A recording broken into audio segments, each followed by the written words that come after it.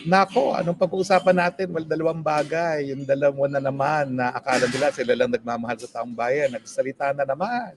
Abang sabi ni Antivirus, treason daw yung ginawa ng presidente na gumawa ng paraan para hindi matigil ang pagde-deliver ng tubig at pagkain sa ating kasundaluhan. Unang-una ha, pwede ba? Mambabatas ka naman. Hindi naman requirement na ikaw ay abogado para maging mambabatas. Pero dahil ikaw ay tinanggap mo yung trabaho yan at kinuha mo yan, no?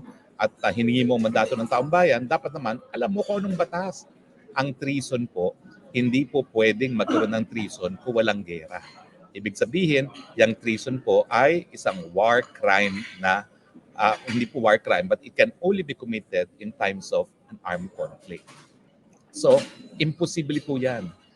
Nako, talaga pong lahat po ng magbasa ng revised penal code alam na wala pong treason kung walang gera. Kasi yung treason nga, sa panahon ng gera, kumikiling ka sa kalaban. So, senator, sana naman, maski hindi kinakailangang maging abogado ang senador, alamin naman natin ang batas kasi paano ka makakagawa ng batas kung hindi mo alam kung ano yung umiiral na batas. Well, marami pang sinasabi, no, na labag daw sa ating national interest yung hindi pagpaksok ng construction materials at repair materials.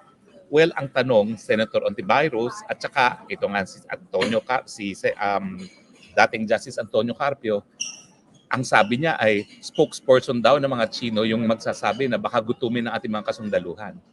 Si Albert Einstein po nagsabi, insanity, kalokohan, kabaliwan, yung paulit-ulit na gagawin na inaasahan na ibang resulta. Wala pong ayaw na Pilipino na gusto mag-construction at repair materials. Aba, kung gugustuhin natin, gagawin natin brand new, i-overhaul natin yung Sierra Madre, bakit hindi? Ang issue nga po, magagawa ba natin yun? Dahil nga, kapag tayo nagpasok man lang ng materyales, binobomba na tayo ng China. So ang dahilan po, unang-una lilinawin ko po ha, nako, wala pong may ayaw na completely maging bago yung Sierra Madre na yan. Ang katotohanan, hindi natin kontrolado ang China. Ayaw nila. At pag nagpumilit nga tayo, binobomba tayo. O anong gusto natin? Magutom nga yung mga sundalo doon dahil bobombahin tayo kapag bidala tayo construction materials?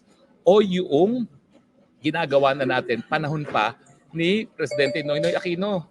2013 pa po, si Secretary Gasmin, inamin niya na ang tinututulan ng mga Chino ay pagdadala ng construction at repair materials. Kaya sinabi, si Secretary Gasmin po ha, kaya ang sinabi ni Secretary Gasmin, tubig at pagkain lang ang dadalhin. Merong maganyang sinabi ang Presidente Duterte, wala po.